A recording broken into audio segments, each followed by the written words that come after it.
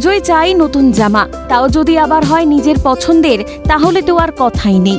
কিন্তু তাতে বাদ সেধেছে পরিবারের আর্থিক অনটন। আর তাই দুস্থ শিশুদের সঙ্গে নিয়েই দোকানে গেলেন দুর্গাপুর পাণ্ডবেশ্বরের বিধায়ক নরেন্দ্রনাথ চক্রবর্তী। তিনি সকলের আদরের নয়ন দাদু। পুজো শুরুর একেবারে শেষ লগ্নে সারলেন কেনাকাটা। পোশাক পেয়ে সকলেই বেজায় খুশি, সঙ্গে বাড়তি পাওনা চকলেট। নয়ন দাদু দিল, আমরা পুজোতে এগুলো পড়বো, ঘুরবো, এস করবো। নয়ন দাদু খুব ভালো, আমাদেরকে সবকিছু দেয়, কম্বল, তিরপাল, এই কাপড় জামা সবকিছু দেয়, চকলেট। আজকে কি দিল? আজকে এই প্যান্ট জামা প্যান্ট বাবা এগুলো পুজোতে পড়বো।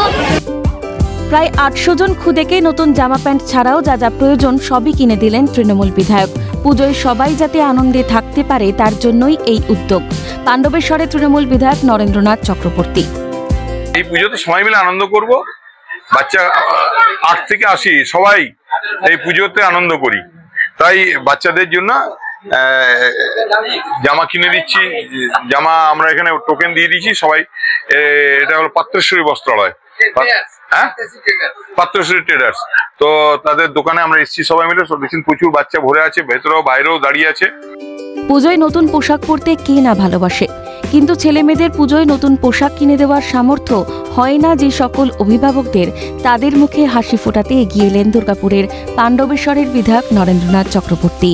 সন্তানদের নতুন জামা প্যান্ট কিনে দেওয়ায় আনন্দিত তারাও। রাজেশ সেনগুপ্তের রিপোর্ট, ক্যালকাটা নিউজ।